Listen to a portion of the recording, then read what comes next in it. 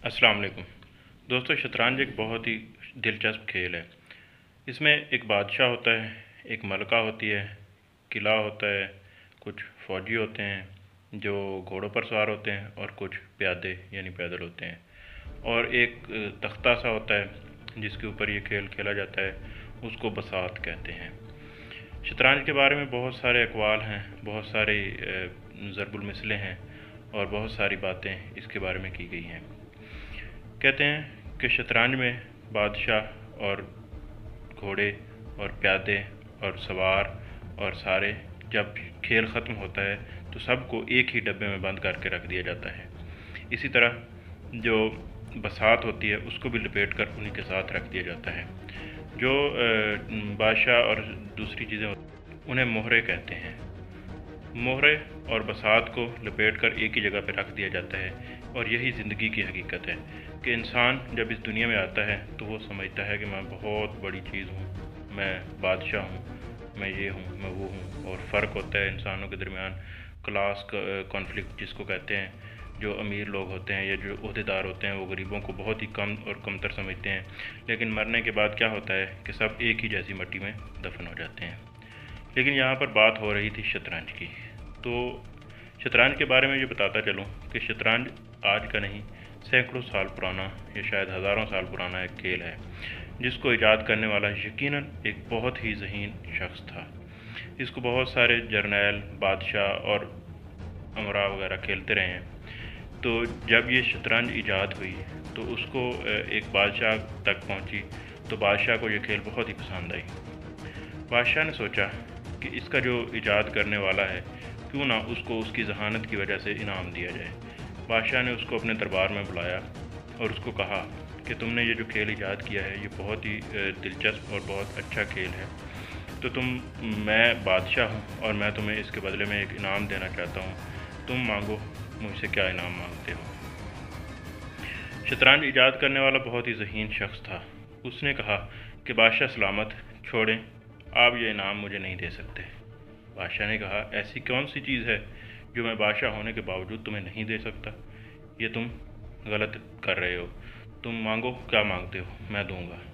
तो उसने कहा कि बादशाह सलामत, अगर आप वाकई देना चाहते हैं तो ऐसा करें कि शतरंज के 64 खाने होते हैं बसात के ऊपर, उन 64 खानों में इस तरह करें कि सबसे पहले खाने में एक चावल का दाना, और इससे अगले में 2, इससे अगले में उससे दुगने यानी 4, और उससे अगले में उससे दुगने, इसी तरह बढ़ाते जाएं और 64 खानों के हिसाब से दुगने करते जाएं।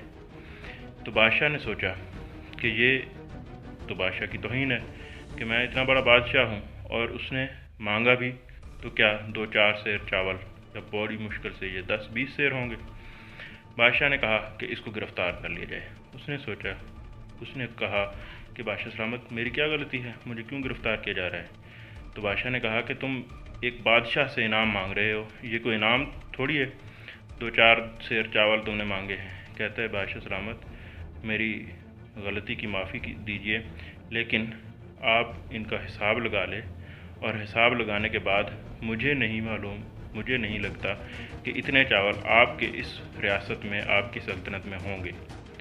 बादशाह बहुत हैरान हुआ कि ये क्या बात हुई, 64 खाने हैं और डबल ही तो करने हैं, ये इतने चावल कैसे हो सकते हैं? उसने कहा, बादशाह सलामत, आप ऐसे करें, आप अपने गोदामों के मुँह खुलवाएँ और चावल गिनना शुरू कर दें। बादशाह ने हुक्म दिया कि गोदामों के मुँह खोल दिए जाएँ, चावलों की बोरियाँ लाकर इधर रखी जाएँ, और सारे वज़रा को हुक्म दिया कि चावल गिनने शुरू कर दें। एक खाने के हिसाब से एक, दूसरे में 2, तीसरे में उससे दुगने, चौथे में उससे दुगने, इस तरह इस हिसाब लगाया जाए। सारे वज़रा अमरा जो दरबार में मौजूद थे सारे चावल गिनने बैठ गए।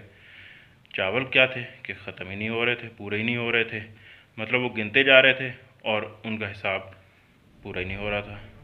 बहुत ज़्यादा कोशिश की, एक दिन गुज़र गया, दूसरा दिन गुज़र गया, तीसरा दिन गुज़र गया, लेकिन वो पूरे ही नहीं कर सके। तो बादशाह ने सोचा कि ये इतने दिनों से यही चावल गिनने वाला काम लगाया हुआ है। बादशाह को इसी बात पे गुस्सा आया, और उसको ये भी अंदाज़ा हो चुका था कि ये इतने चावल बनते हैं कि वाकई मेरी सल्तनत में उतने चावल नहीं होंगे। बादशाह ने उस शख्स को बुलाया और उसको कत्ल करने का हुक्म दे दिया।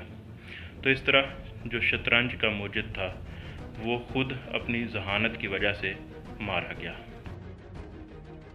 तो दोस्तों, अगर आप भी ये समझते हैं कि जो चावल उसने मांगे थे वो वाकई कुछ सेर या 10-20 सेर बनते हैं, तो आप भी इसका हिसाब लगा सकते हैं और इसका हिसाब लगाकर कमेंट में ज़रूर बताइएगा। और हमारे इस चैनल को सब्सक्राइब कर दें, वीडियो को लाइक कर दें और बेल आइकॉन को दबाकर ऑल पे क्लिक कर दें ताकि इस तरह की वीडियोस आपके पास आती रहें।